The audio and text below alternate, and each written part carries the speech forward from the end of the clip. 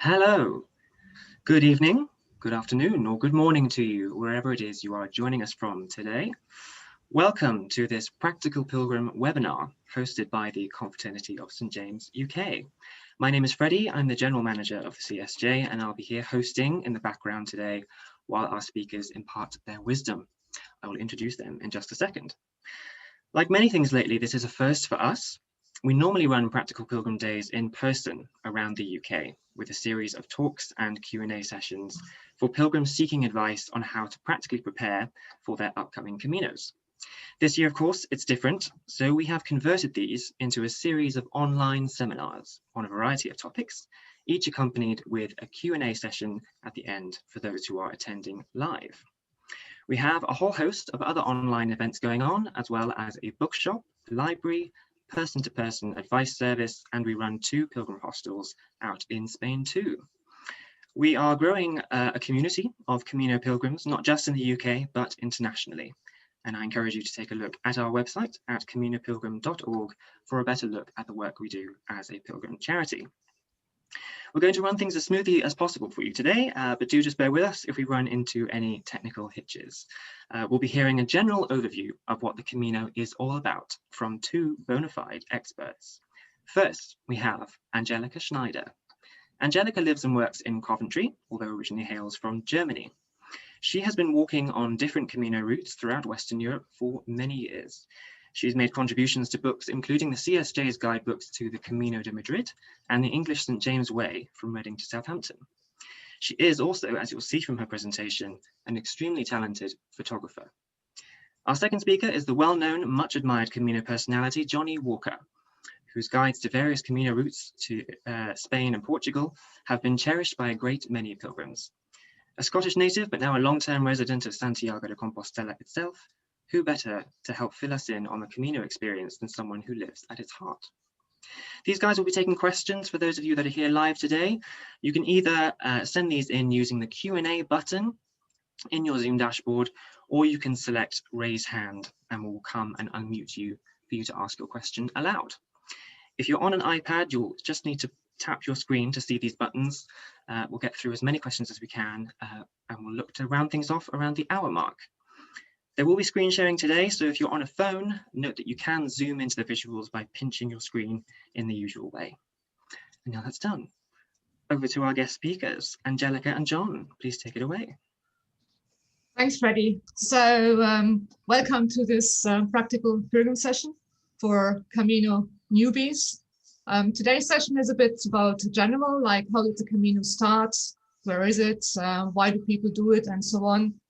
Slight spiritual angle on it, and then the Q&A as Freddie mentioned.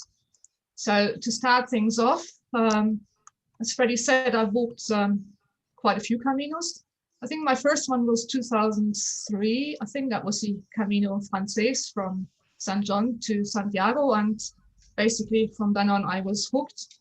So there have been Caminos in Spain, but also from Germany over several years through France, like the Via de la Plata, Camino de la Vante. Yeah, it's something that sticks for life, I guess. John has taken it a step further. Thanks, Angelika. Hello, everybody. Greetings from Santiago, where, of course, it's raining. And my Camino history goes back not all that long, actually, to 2007. I've been researching walking the Camino for ages. I wanted to give up the job that I was doing, the way of life that I had. And I read on the Confraternity of St. James website that the Camino Frances was very busy and pilgrims should think about walking another route. So I picked the Via de la Plata. I started off on the 2nd of January 2007, and well, it changed my life. 36 days later, I arrived in Santiago. It was a very challenging time walking in winter time, but I got the bug. And soon after that, I walked the Camino Inglés, and the General Secretary of the Confraternity said to me at that time, we really don't have an updated guidebook. Could you write one? So I wrote a guidebook for the Camino Inglés. Well, the rest, of course, is history. And funnily enough, on the 11th of November that year, I set off from Saint-Jean-Pied-de-Port. That was my first time of 4 times on the Camino Francés. And well, I've never really stopped walking since then. And of course, my life events changed. My plans changed completely. I started doing volunteer work in the Pilgrim's office, walked Compostelas for about 7 years, and I ended up moving here about 10 years ago. And I've been, although I haven't given up my home in London, it's still there. And I've been here happy ever since. And we collaborated on a book together, didn't we? Well, one of the things, everybody who walks the Camino, I think, has this dilemma. How do I explain this wonderful experience to people? And I discovered that you can really only do this through words and descriptions, also pictures. And Angelika and I have walked together a couple of times, and we walked the Via de la Plata in January of last year, and I had seen some of Angelika's photographs, extremely beautiful, really expressing the beauty and the spirit of the Camino, and that's where the idea for the book, The Beauty of the Camino, was born. And Angelika has now given birth to that book. It's available. We don't make any money out of it, and the proceeds go to charity. So sorry for that bit of advertising. Yeah, there'll be some photos here tonight. So let's look at the history of the whole Camino a little bit. John, that one is yours. Well, much of the story of Santiago is St. James. Much of the story of St. James is a mixture of fact, legend, tradition, superstition, and imagination. Much of this grew up in the Middle Ages. And we need to try and see ourselves through the eyes of somebody living in the Middle Ages. All of Europe was Catholic. People were preoccupied with sin, with redemption, with the afterlife.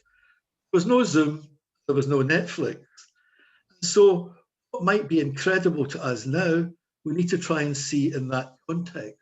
It was a time of miracles, apparitions, and of course, pilgrimage. St. James the Great, the son of Zebedee and Salome, brother of St. John the Evangelist, was one of the disciples of Christ. We know this from scriptures. We know this from the Bible. We know it from the gospel. He's called St. James the Great to distinguish him from the other apostles named James. St. James is described as not only one of the first disciples to join Christ, but one of the closest to Jesus Christ. St. James and his connection with Hispania, with Spain and Portugal, the Iberian Peninsula. There's a great literary tradition. Now, there's no DNA, there are no signatures, there are no photographs.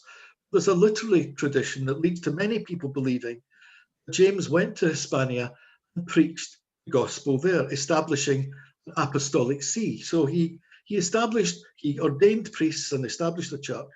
Then he traveled to Galicia in Spain and to Portugal. According to local tradition, on the 2nd of January of the year AD 40, that's 40 years after the death of Christ, the Virgin Mary appeared to St. James the Great on the bank of the Ebro River while he was preaching the gospel in order to encourage him. She supposedly appeared on a pillar. That pillar is conserved, venerated within the Basilica of Our Lady of the Pillar in Zaragoza in Spain.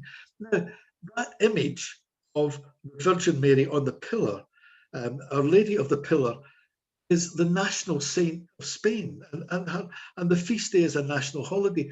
That's how important this is in the culture of Spain.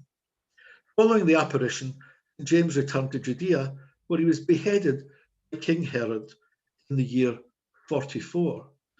Before going on, of course, there were many other apparitions and miracles. The Holy Grail miracle in Cebrairo, Our Lady appearing in a stone boat, funnily enough, in Murcia, and they say that the remnants of the boat are still there. So this was a time where people were very much aware of that spiritual dimension, miraculous dimension. And so the translation of St. James's body, the removal of his body from Jerusalem to Galicia in the northwest of Spain, was effected in legend by a series of miraculous happenings. He was decapitated in Jerusalem with a sword by Herod himself. His body was taken up by angels, assisted by the wind, a rudderless, unattended stone boat, which arrived near to Padron in Area Flavia in Spain. Now, that's only 23 kilometers from Santiago. So you can see the way this story is building up. And the tradition of Compostela placed the discovery of that body. So it was buried there, and many centuries later, it was discovered. Now, the story is interesting because the legend says that a hermit called Pelayo followed a star. Now, the other story of the star is, of course, the Christmas story. So the hermit Pelayo followed the star, which guided him to the place. And when he dug this up, there were a set of bones that he believed, he was inspired to believe, were St. James. And the local bishop seized on this, the Bishop of Area, and Alfonso. This is all in the 8th and 9th century. Heard about this, and a shrine was dedicated to the relics of St. James. Alfonso travelled to the shrine as the first pilgrim, and there gradually word spread of this miraculous happening and this shrine to St. James. And over the centuries, of course, millions and millions of pilgrims sought salvation by making the pilgrimage to Santiago. It wasn't until 1884, however, the Catholic Church decided the relics of St. James in Compostela were authentic. And that's the belief of the Catholic Church now. For me, the truth of this doesn't matter. We recognize that here in Santiago de Compostela, we honor St. James, we make the pilgrimage following the footsteps of millions of our sister and brother pilgrims. Thank you. Okay, so nowadays, people of all faiths or none still walk these hundreds of miles to Santiago, but now with a variety of motives rather than seeing just the grave or the relics. So what does it mean to be a pilgrim or to become a pilgrim? I wish it was as easy as buying a book, like this book in the shop in Santiago. Yeah. But a pilgrim is a person traveling to a sacred place. And a sacred place, I think there's lots of definitions, but let's work with this one. It's a place that brings you in a relationship with what is greater or more expansive than we are. A place that moves us, or some place we dream about. So in the Middle Ages, that would have been the relics to get to a place, to get to that place. Nowadays, it could be lots of places, not necessarily religious. And nowadays, I think also the journey has become a destination, the actual Camino, walking the Camino. So the relics are no longer the main reason for doing the pilgrimage. So when you become a pilgrim, look at these 3 happy pilgrims, John. Yeah. Oh, well. You've got the best legs out of the 3 of us, Angelika. Well, that's yours, isn't it? Yeah. Angelika, may I ask you a question? Go on. Just on this business of becoming a pilgrim. Did you think of yourself as a pilgrim when you set off on your first Camino? I don't think so. I think that question came much later. Yeah. What it means and so on. But from the pictures, you have like the physical journey, the actual walking, which is what the picture is showing. We are getting ready to set out. And the physical journey is being strangers in another country or in another part of the country, and to move towards the destination, which in this case is Santiago. But underneath that is, of course, another journey, the one of living a different life while we're moving. And also, I think our thinking might change, the way we think about life, or just for the journey itself, because it's a totally different lifestyle. And then there are the symbols of the pilgrimage, like the shell. Now, that's quite interesting, right? Because the story is that it used to be in the Middle Ages, you got the shell when you came back from Santiago, a bit like the certificate that you've made it. Whereas nowadays it's a symbol of the pilgrimage, and I think most pilgrims will have a shell on their rucksack when they set off. And people, I think, recognize you all over Europe, right? That's what you're doing. You're walking to Santiago. And then there is the other. Quite a lot of people like their wooden pilgrim stuff. Yeah. Although, do you take one, John, when you walk? I use a walking stick, yes. I don't use two sticks like many pilgrims do, but I use a stick not unlike that. I don't. I go modern on these things. But hey, some people, it connects them better to the earth because it's natural material, right? The wood. So, to just sum it up. So in the Middle Ages, the motivation would have been mainly religion because of the relics, but also penitential. And let's not forget, in the Middle Ages, traveling was only allowed for those reasons, more or less. So pilgrimage became one way to get away from home and to go traveling. So nowadays, the reasons might still be in some cases religious, or I think the majority will now say spiritual. And some people might even say they're called by the Camino. It's something they feel like they need to do, want to do. For some, it's a challenge, which could be the physical challenge. For some, it's a holiday. But there are still projects out there. I think the Belgian project is still running with the youth, young offenders, where they get the opportunity to walk the Camino. And then when they come back, they have their start with a clean slate, so to speak. But I would take a guess that for a lot of people, there are quite a few reasons for doing the pilgrimage. But I don't know. So I think everybody has to answer that question for themselves. Yeah.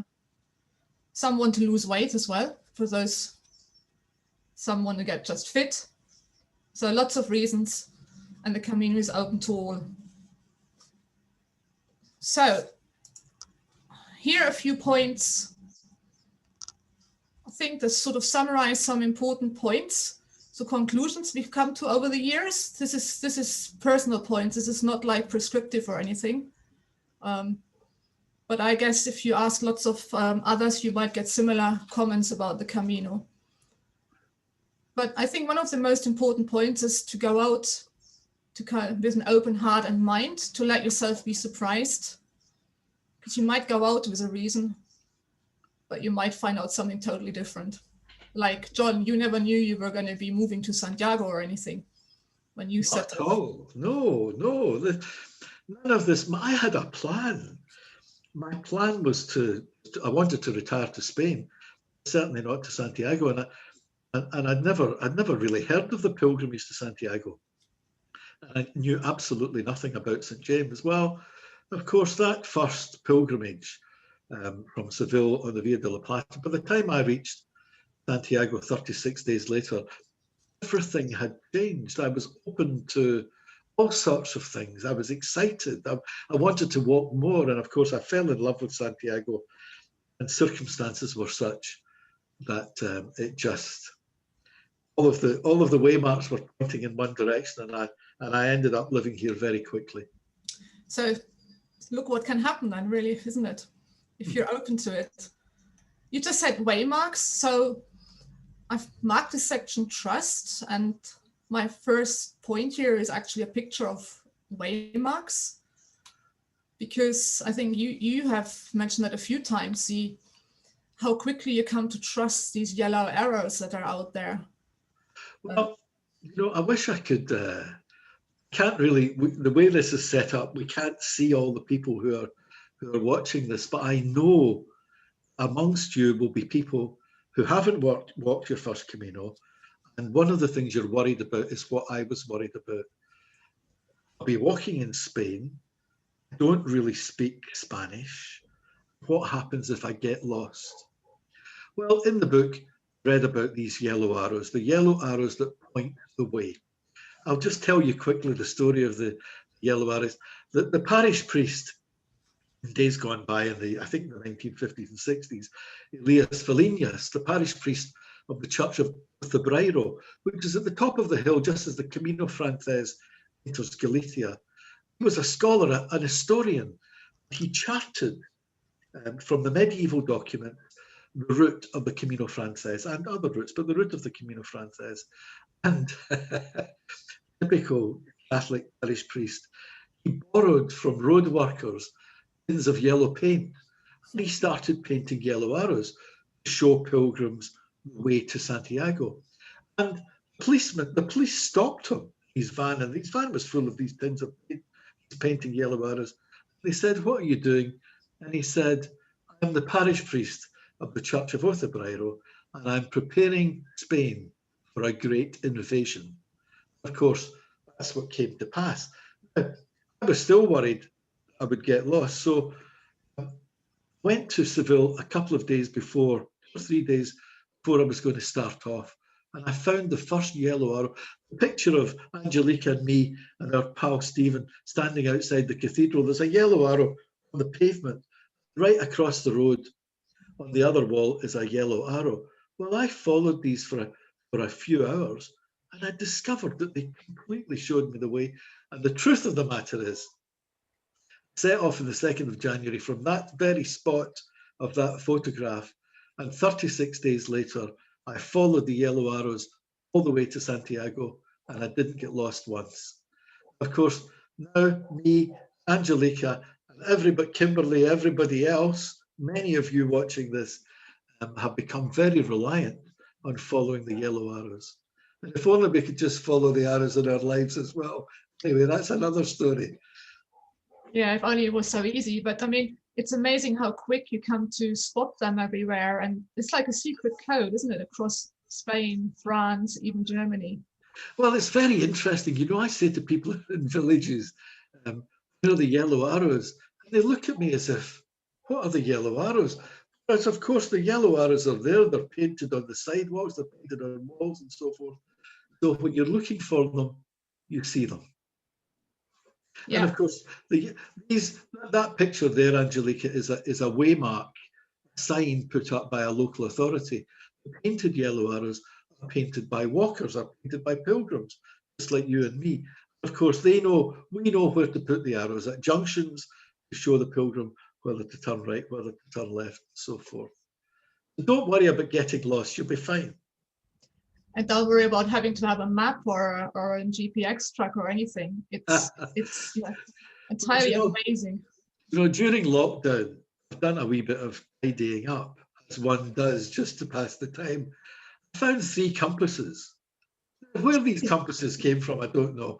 Obviously, I bought them thinking that I would use them. Of course, I've never carried a compass and I've never needed a compass. The only thing I would say, so if you do walk the Camino in Germany, you might still want a book, because you wouldn't think so, but in Germany, I didn't find it that super waymarked. Yeah. But that's probably got to do with the further back you are from Santiago, the harder it is to get a system going. But no, it's totally amazing. It's also how quickly we all get attuned to spotting them, like house walls, lampposts. They could be anywhere. So trust them. Keep common sense, but generally trust them. And the general rule that I work on is if you haven't seen a yellow arrow for about 15 minutes, that's about 1 kilometre, you should really backtrack, retrace your steps where the last arrow was and work out what's gone wrong. Right, carrying on with the trust story. So this is like a shot actually from somewhere in France. And the gentleman there on the right here, they have a wonderful system in France whereby on some routes you can, local people offer their house for accommodation for pilgrims. So you just call up and they put you up for the night and they might give you a meal or so. But I found that totally amazing. And also, I mean, you obviously have to trust the person you're staying with, and equally they trust you. They don't know you at all. So it's kind of so totally contrary to nowadays society. What sometimes happens, that people actually are prepared to do that. So this was one evening where we had a really good evening then as well, and a headache because of the French speaking. That was another one in France. Does the name Clairvaux mean anything to you, John? No. Clairvaux was a monastery, and Bernard of Clairvaux, he called for the Crusades, I believe. It was a massive monastery. It's now a high security prison in a small place in France. And these were like a house where these three are nuns were offering accommodation for pilgrims staying with them. They were normally looking after people visiting the prisoners. And I think only if you can trust these, what comes your way, because you had an evening, you hear so many interesting stories. You can share their life. And it's just something you don't get normally in your day-to-day life. So I think these opportunities take them when they offer themselves. And then there's the other one is trust there will be a bed for the night. Now, this was also in France. We actually had booked ahead a youth hostel there. And when we arrived, it was just full, privately booked up. And the local people gave us a key to the sports hall. They put in a coffee machine and everything. So I think on the Camino, I found that things will work out. If you trust it, it will work out. Now with COVID times, you might want to book ahead, obviously, but things might not always go smoothly and stuff, but they will work and always find a solution somewhere along the line. I think you found that too. Well, absolutely. It's part of the adventure of the Camino. To trust that there will be a bed at the end. Now, I'm a nervous character, so I like to know that I'm going to have a bed. But last year, you know, Angelika, I walked 3 Caminos. One with you, starting in Seville. One where I walked into Merida, and I actually had to stop in Merida when state of emergency in Spain was declared. And then later in the year, when travel restrictions were resumed. Now, remember, I have permanent residency here in Spain. I decided walk the Camino Frances to see what it was like during times of COVID. And I was walking, I met other pilgrims, and they were staying in albergues. They were doing just what pilgrims have always done, walking from place to place and finding a bed available. Now, many places were closed because pilgrim numbers were down. Everything was very well prepared COVID-wise. Hand gels available. There was social distancing between beds, and so forth. And they always found a bed. So even during a pandemic, pilgrims were able to walk into a village and ask, where is the albergue? What's open? What facilities are available? Yeah. And people are always sorry to interrupt you. I would say that I do suspect that confidence has been knocked and people will be nervous going forward.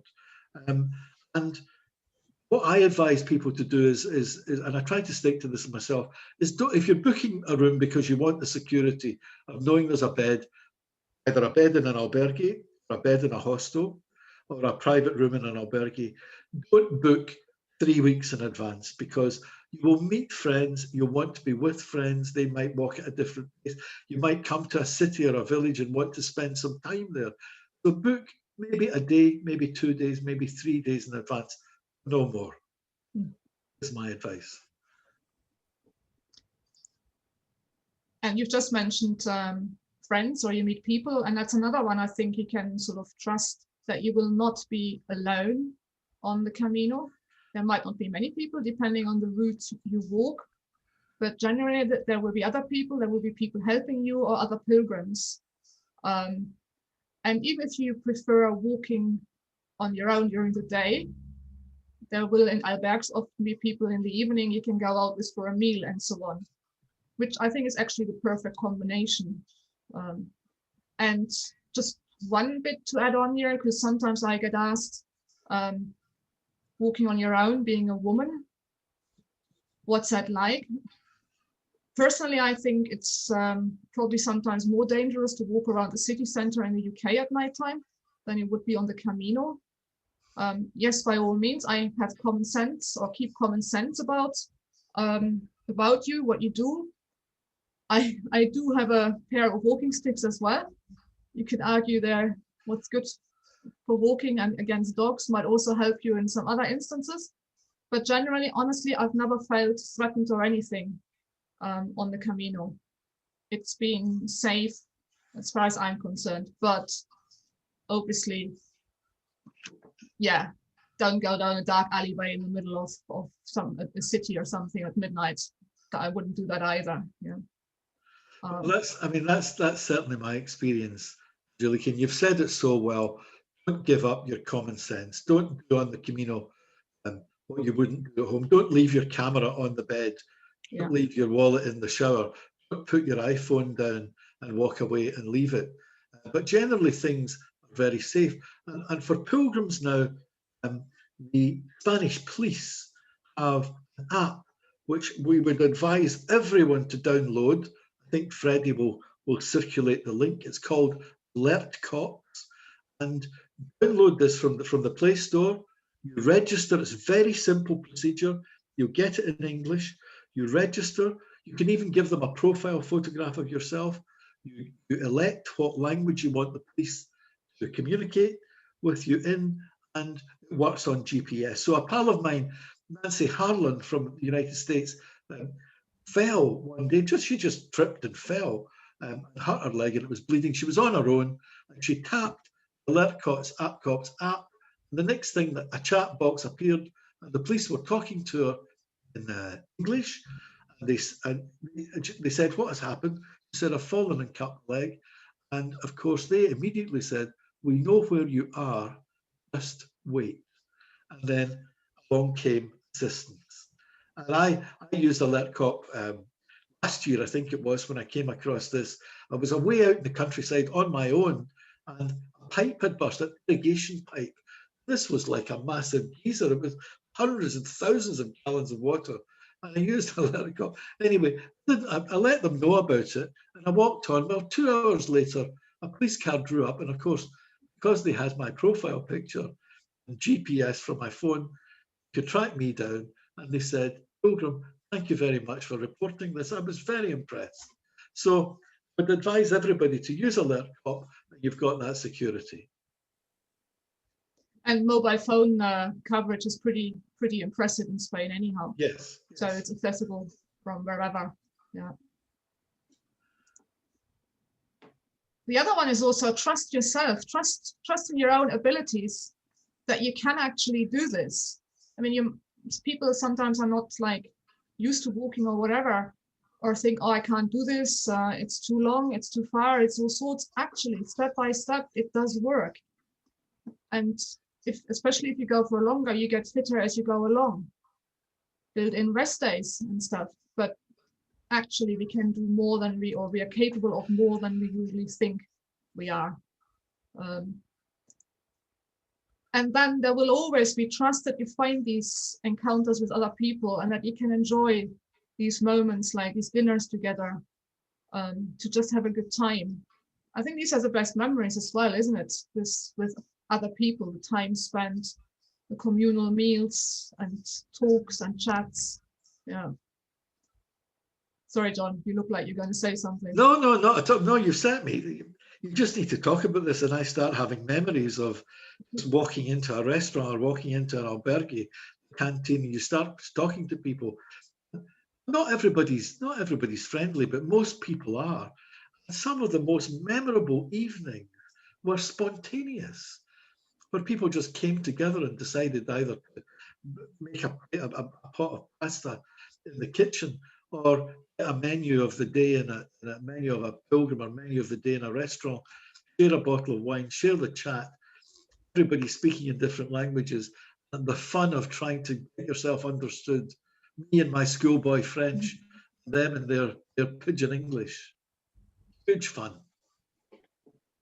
Yes, it is. So I wish I could go back anytime soon. Yeah. But I think one of the aspects you mentioned as well is actually quite simple, isn't it? You go out for a simple meal or a drink, and it's a time together. And that brings me to the next point, really, simplicity about the Camino. Now you can see the shot here with rucksacks, and it's probably fair to say that most routes you can get transport for your luggage if you so wish, and obviously if you have a back problem or something, it goes without saying that's what you would want to do. Other than that, it might be worth just thinking about before deciding whether you're going to do that, or to take your own your own luggage. And it's absolutely fascinating when you look at some people's rucksack, what's in there. I always think, and I made all the mistakes in my first Camino, I always think it really shows what we are afraid of. So it could be, I remember I was really nervous about not getting enough food during the day. So I carried loads of food. The next person might be worried about feeling cold. So in goes a thick jumper and stuff. I've even seen hairdryers on the Camino. So, but I think nothing tops what you did on your first one. Yeah. I don't need a hairdryer. No, you didn't need a hairdryer, but just mention what you took on your first Camino. Well, on that first Camino, I prepared myself for nuclear war in case nuclear war happened while I was walking the Camino. I took double everything. I was walking in winter time, so of course I took a full set of thermals. I took pajamas that I could wear in the evening. I took a thermos flask. My history was walking in the Scottish Hills when I was younger. I took a thermos flask and a box of powdered soup, so I could make hot soup. And then I thought, when I stop, I need to stay in touch with the outside world. I took a shortwave radio, which I've still got here in the bookcase. I never used it, of course, but I was carrying so much weight. It really weighed me down. I got blisters, and I had to dump a lot of stuff. And I learned my lesson that less is more when it comes to your rucksack. I think it's a relief, isn't it, when you can actually, the less you carry, the less burden on yourself emotionally as well. And I think if you look at it, the rucksack as a metaphor for life is, why would you want to carry all that stuff just in case if I need something? Yeah. Half the time, well, I've never used a third pair of socks or underpants or whatever. It's no need. Yeah. My, suffice to say, I take a lot of black stuff so you don't see. Let's put it this way: a quick wash seems to have done the trick then. Absolutely.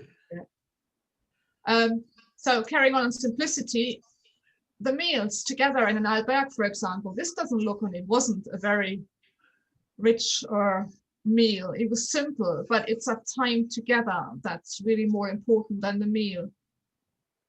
A bottle, actually it wasn't a bottle, it was a thing of wine. That's all you need, and good company. And simplicity is really the whole walk, because it's simply step by step. So each step gets you further along towards Santiago. And what's more, you might have these little simple joys in your pilgrim daily life, like find a bench to rest on. And it's amazing how grateful we are for these little things. So for me, at times it was like getting a cold drink after a really hot day, or even going to a bar when it was 30 odd degrees out there and you get an air-conditioned bar. Or last winter when it was cold, remember how ecstatic I was to find a hotel room with a towel rail, a heated towel rail, so we could wash for a change. Absolutely. Yeah. It's I think the Camino is a really great opportunity to become grateful for all these small things we often take for granted, and we can enjoy that moment so much more than we would normally do in real life in inverted commas. Yeah. Well, I think actually the Camino is real life too. I think for me, Angelika, that remains one of about the biggest lesson of walking the Camino. And that pilgrimage that you and I were on, I take very little stuff with me. Just one t-shirt and two changes of underwear and 2 pairs of socks, and wash every evening. You come to realize that everything you need is in your rucksack. Now, I don't know that I could live like that forever. The lesson is, the thing that I realized in that first pilgrimage was the big change in my life. If disaster happened, you know, these fears that you have in the middle of the night, if the people who love me stopped loving me, if all the money in the bank disappeared, if my pension fund disintegrated, if I lost my job, if all of that happened, I could survive with just what was in my rucksack. And I tell you, that gave me a confidence for life that I hadn't had before, actually. And I think that's one of the reasons I keep going back and walking even more. I think so, which is why I think I need this annual dose of walking the Camino to just remind myself again of how little we need, really, and how simple life is with walking, because it is the slowest form of travel, right? Because whenever humanity was able to walk on their two legs, basically, but it is moving. So you step by step, that physical moving, and it's also at a speed that the brain can follow. You can absorb what's going on. And one of the things I really enjoy is that walking pace is like you can hear the change in accents or something, how a regional accent evolves, or you can see the change in scenery, and it's only possible at that pace. I wouldn't say speed, really, pace, yeah, because it's not that fast. Yeah.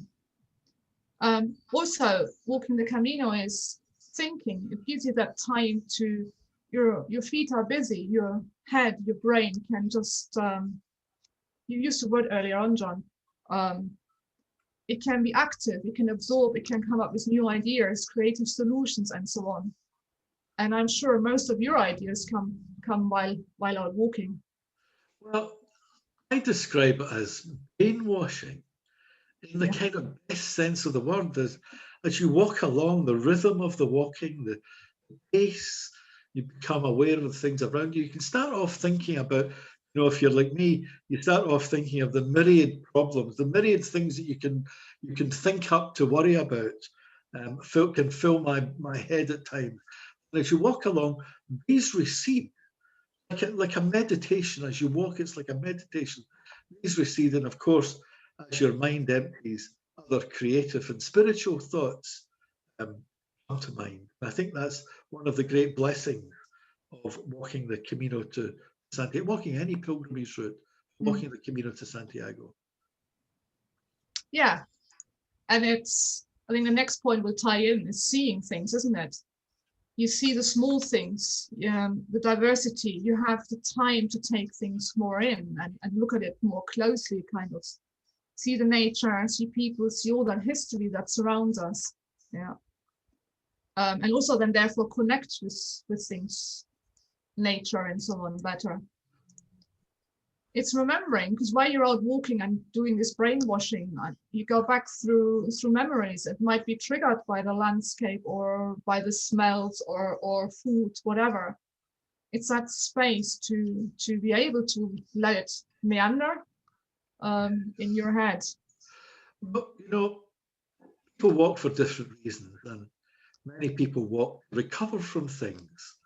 I had come through a very difficult divorce. At that point, I was trying to develop my relationship with my daughters. Other people are recovering are dealing with grief and recovering from death and separation. But it's not all like that. Other people walk because they want to make changes in their life. Other people just walk, just want to walk. For all of us, it seems to me it's the opportunity when we're out there on our own or in the quiet company of other pilgrims, we think about things in our lives, where we've been, where we're going, and what there might be in the hereafter. And I don't know any pilgrim that hasn't thought about these things. Absolutely. But I do hope that we all tread lightly while we're on the Camino. And when I say tread lightly, it's like we shouldn't leave rubbish behind or thing. We are there. We are like coming through Spain, where millions have walked, yeah. But we are not. It's not ours. We're allowed to walk there and to enjoy it. So perhaps it's also something to prompt us while we connect with nature, with people, and something to take back to our home countries to ensure that we look after the environment and so on. Yeah. You look like you want to say something, John? No. You've set me thinking. You keep talking. All right. It's also accompanying, like that you might be walking together with other people for a stretch. And I think when you walk, because you don't have to even look at each other, but you can have the same rhythm. And the silence can be something companionable, really. I think people tend to open up more on the Camino because the walking fosters the thinking and remembering and so on, but also in combination with the trust and the other person being there and listening. It's a great time for friendships or creating new friendships. Sometimes people say to me, going on my own, you think I'll meet people? Will I make friends? And I say, look, if you're walking any of the major routes, the Camino Francés or the Camino Português, for example, before you're up the first hill, you'll have friends. You'll be talking to people. You'll be saying hello to other people who've set off. You'll stop to fill your water bottle and you stop for a coffee. And we're all, as if we're all, we're all in the same lifeboat, rowing away to get up the hill or follow the yellow arrows. And pilgrims give so much in common walking on a route. And yeah, and the really good one is it's only first names, right? Nobody's interested in your surname and your job. Absolutely, absolutely. So anybody that's watching this, if you're worried about making friends, my absolute guarantee, and Angelika will underwrite this, before you've walked the first 3 or 4 kilometers, you'll be saying hello to other people. Certainly on the main routes, yes. Yeah. And basically the Camino is there for the environment, for changing, for yourself, because you're doing this different life, if you like, for a few weeks, and that changes you. And that changes you in as much that it becomes you're living it, at least while you're out there. But ideally, of course, you also take it back with you and have the Camino continue living in your life. Does it make sense from a grammar point of view? Yeah. So that's what the Camino is about. But of course, there are challenges, and the infamous challenge is the blisters, the aches, and the pains. Potentially, yeah. I know some people who never get blisters, which is so unfair. Well, that's absolutely right. I do get blisters, and I would say to anybody listening, you maybe think you don't need to do a lot of preparation. At least get the shoes or the boots that you're going to be walking in and practice on them. Go some long walks. If you're if you get blisters when you buy new shoes in any event, then you will definitely get blisters walking all day long. And experiment. And we're not going to explore the solution to blisters right now. It's too long. There are plenty of websites. Experiment with different ways of avoiding blisters. Learn how to treat them if you get them. Is my view. Physical problems and physical injuries for people who are unprepared, I believe, are the biggest reasons for people giving up after they've started walking. Yes, there is. And the other one is too heavy a pack as well. Absolutely. But yes, there can be. But although ask 5 people, you get 10 different opinions about how to treat blisters, but that's not for tonight. Yeah. The other challenge might be the scenery. And looking at this photo, it's actually the route was for 10 kilometers along a motorway here. And that sounds boring on the surface and monotonous. And yes, it was monotonous. But actually, was it that boring? No, it wasn't, because it was a great time to just get into a rhythm and to let the brain go wherever it wanted to go. So when a guidebook says, or somebody on a forum says, it's boring, like the Meseta or so, well, how do you know until you've tried it? Yeah. It could be exactly that space where you learned something, met somebody, or experienced something. So don't dismiss it out of hand. Yeah, I mean, I was horrified the first time I came into the Meseta, because I come from a hilly countryside in Germany, to see this flat. Now I love it, because absolutely. It's so nice to get a rhythm going. Yeah. Now, yes, you can have rain, and that one song, that is you. Yeah. There I am at the back. I'm always the one at the back. Shortest legs, of course. Yeah. And one thing, this is winter in Spain, it's raining. Why do you wear shorts? Oh, people will have their own gear. Get your own gear. And if you're walking in winter time, then you'll need wet gear. Some people believe in ponchos. I don't. Some people believe in waterproof trousers. I don't unless it's freezing conditions.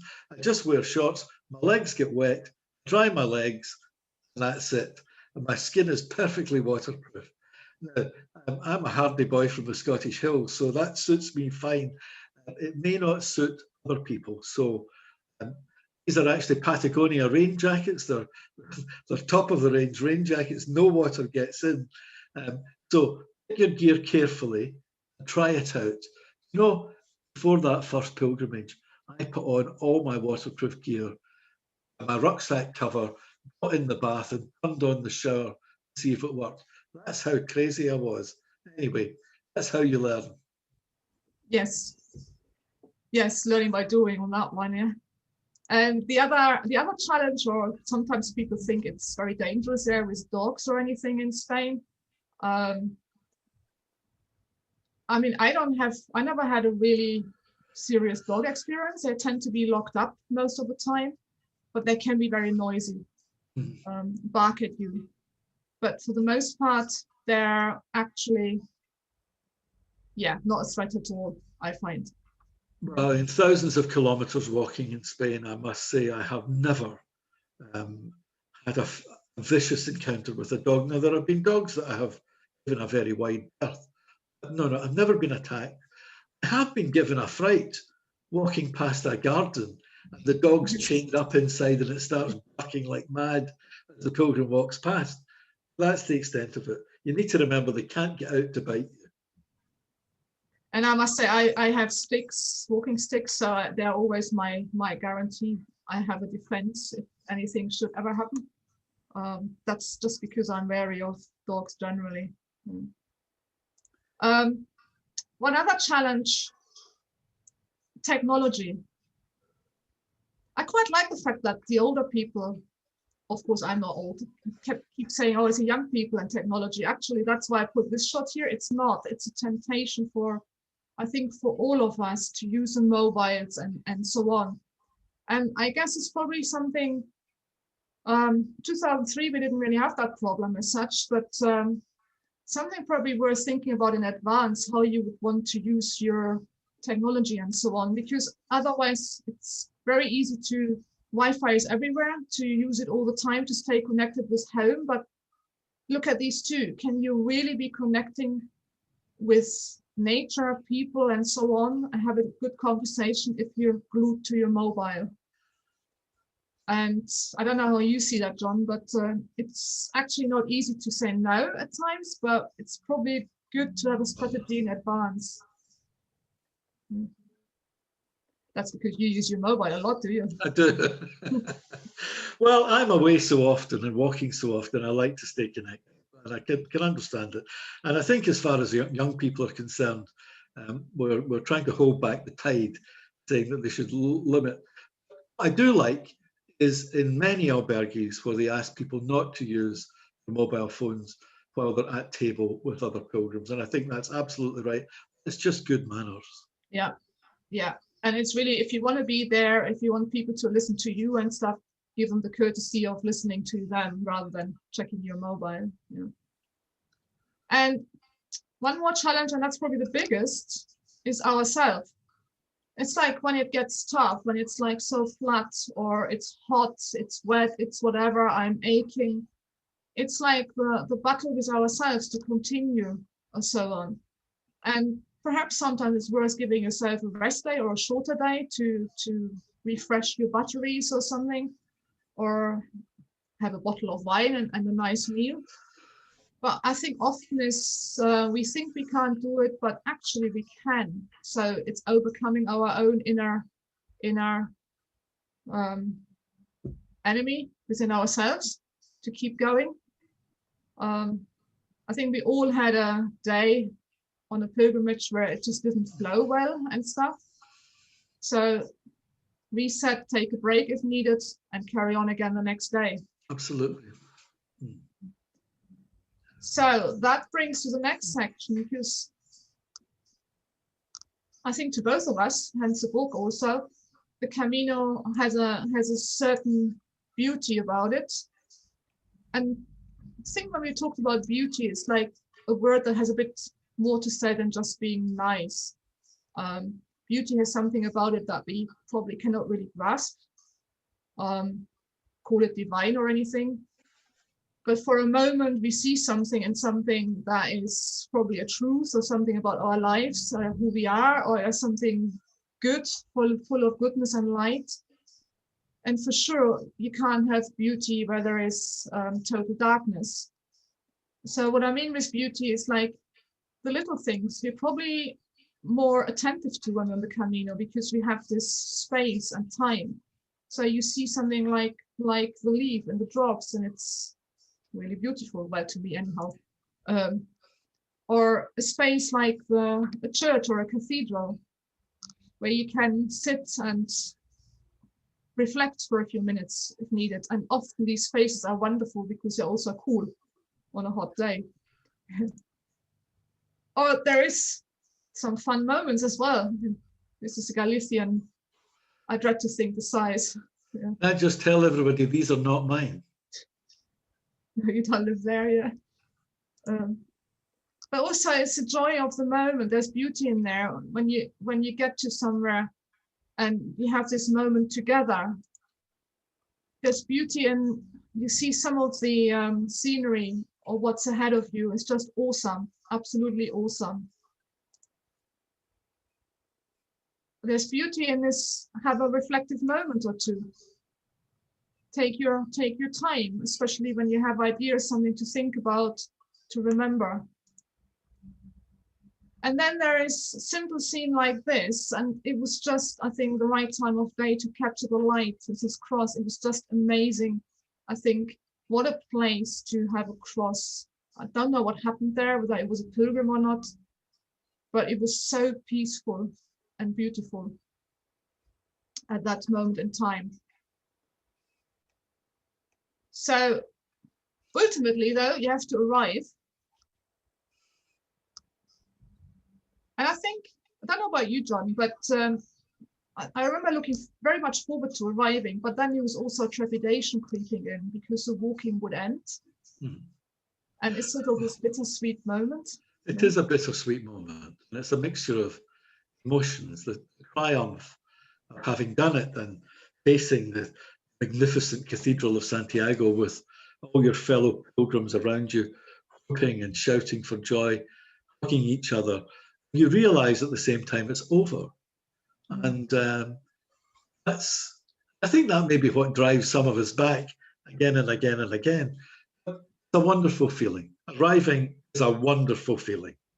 And isn't Santiago is one of the places you've probably never, well, you've never been to the first time, and yet you know people, because you know other pilgrims. You go through a street and somebody will call your name because they know you, and it's just sort of a feel to a place that you never get anywhere else in that respect.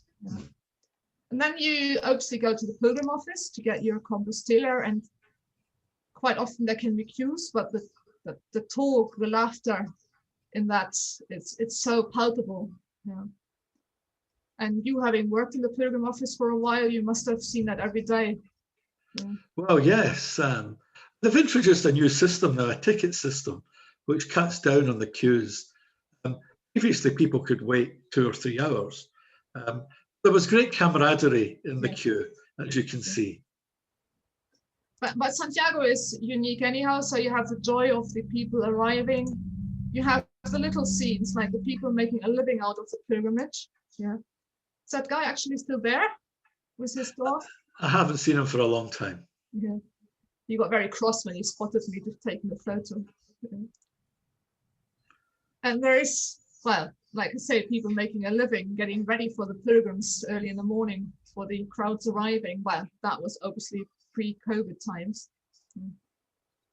And that square in front of the cathedral, I could sit there all afternoon and just watch people coming and going. It's an amazing place. But ultimately, I think a lot of people get quite itchy. They don't want the walking to stop when they get to Santiago. So quite a few carry on to Finisterre or Muxia. I never know how to pronounce that one. Which is then becomes the second arrival, if you so wish, and you physically can't walk any further. But but it's really that point where the question is, what's next? Yeah, because you just have to see, and your Camino is finished. So what you do now? And I think, for me, well, the physical pilgrimage is ending, but the next Camino starts, taking the Camino back home into so-called real life. I think that's probably the bigger challenge, how to integrate all that back into your life. I guess this is one of the reasons why we keep coming back, because we like that refresher of what's important, simplicity and everything. So to summarize the Camino in 2 minutes, here a little slideshow video with John speaking. Many people ask if you need to be a Catholic or religious to walk the Camino to Santiago. There are no such requirements, but the Camino is a holy road walked by millions of pilgrims over many centuries. Making the pilgrimage to Santiago is an experience which awakens deeply spiritual thoughts in most pilgrims. The Camino is like a kind of church you've never encountered before. I describe it like this. The Camino is the church where you just walk right in. Everyone is welcome, no questions asked. The Camino is the church where it doesn't matter whether you have faith, whether you're searching for answers, or simply want to enjoy the experience. The Camino is the church where, apart from walking to Santiago, respecting the way, nothing else is compulsory. The Camino is the church where everyone is equal. There are no bosses. The Camino is the church where you can pray, think, or meditate when you want, or not. The Camino is the church where every meal is a communion, which includes everyone around the table. The Camino is the church where the arrows will guide you, not tell you what to do. The Camino is the church where, to lighten the load, you can forgive your own sins and those who have sinned against you. The Camino is the church where the choir is the dawn chorus of birds in the trees and sheep bleating in the meadow. The Camino is the church filled with people just like you, where you can make lifelong friends. The Camino is the church where the only peals are peals of laughter from pilgrims.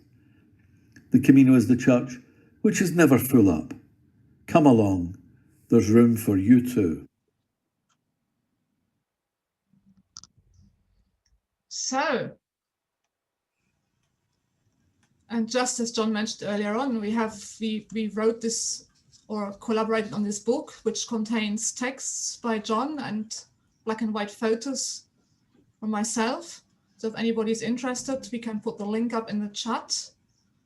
And I think that was all. So if anybody has any questions, I think now is Q&A time. Yeah. Thank you all very much. Thank you. Thank you both very much indeed. Really illuminating kind of introduction to the Camino for those that are new to it, and I'm sure a lovely revision and reminisce for people who may have a Camino or two under their belt already, and gorgeous photography, Angelika, to illustrate it all. Thank you. We have probably a couple of minutes to take any questions. I have one to start us off. This is from Arn in Virginia, in the US. He says, the Camino de Santiago to me is religious in most every respect. It's an opportunity to set aside my daily grind, usual, often stale relationships, and focus on the here and now. Based on the nearly 1,000 years of pilgrims walking the way, what do you see as the current emphasis for anyone undertaking pilgrimage in general and the Camino in particular? This for me. It's a tricky one. No easy answer, I suppose. No, it's look, it's just, I know Aaron very well. He's an old friend of mine. Typical of him giving a complicated question. Down to the individual. It seems to me that people who pray will pray more on the Camino. People who go to Mass are going to look for Mass every day or on as many days as they can. People who say the Rosary, you know, I use the Rosary principally when I'm walking very early in the morning, when I'm walking up a steep hill. And I tell you, one round of the decades of the Rosary equals 1 kilometre when you're walking up a hill. It's a great way of occupying prayer and walking. Nothing wrong with it. I thoroughly recommend it. So it's down to the individual. People, there's no doubt that the pilgrimage gives an opportunity for spiritual growth and spiritual expression, if that's what people are into. Lovely. There you go. Thank you. And we'll take, I noticed there's one question, it's a sort of question / comment in the Q&A feed from Dinah. She says, why do people have to use their mobiles? To me, the best part of the Camino was no Facebook, no email, no WhatsApp. It was such a relief and a feeling of freedom. It made the journey very meaningful. I should do a blog afterwards. I think I would agree with you, Dinah. It's very tempting sometimes. I think we've all become a bit of addicted to the ease of accessing things. But yes, it doesn't allow us to stay in within that pilgrimage space by being connected all the time with back home and so on. So yeah, I'm fully with you on that one. Yes, I think I would as well. Temptation is out there because the Wi-Fi is really good in Spain and most bars have a Wi-Fi. So it's probably quite a challenge to not use it. I guess there's everything in balance, isn't it? Phones and technology can be incredibly useful on the Camino, but also you don't want to be glued to it all the time. Righty. John, just come in there. We have a question here from Roger White. Sure, let's take it. Okay, Roger, do you want to unmute yourself?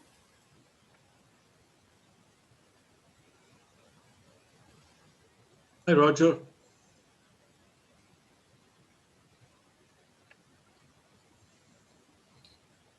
Yes. Yeah, I've asked him to unmute. While he's doing that, there was a question for you, John. What was your daily mileage to achieve 36 days? 36 days, I think it was about 25 and a half kilometres per day. Maybe a bit more. I can't really remember.